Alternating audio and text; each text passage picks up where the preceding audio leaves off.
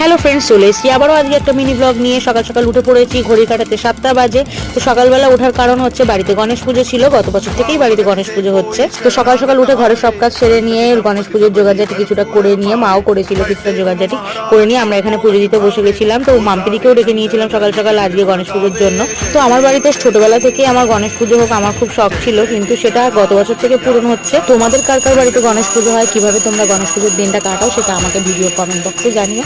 তো এইভাবে আমাদের গণেশ পুজোর দিনটা কেটেছে। ফুল ভিডিও যদি কেউ দেখতে চাও তাহলে ভিডিও কমেন্ট বক্সে জানিও, আমি ফুল ভিডিও আপলোড করে দেবো।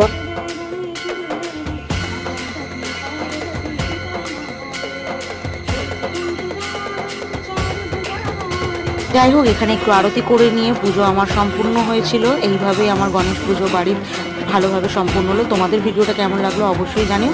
যদি ভালো লেগে থাকে একটা লাইক, কমেন্ট, শেয়ার আর চ্যানেলটাকে সাবস্ক্রাইব করতে ভুলো না। দেখা হবে পরের ভিডিওতে। টাটা।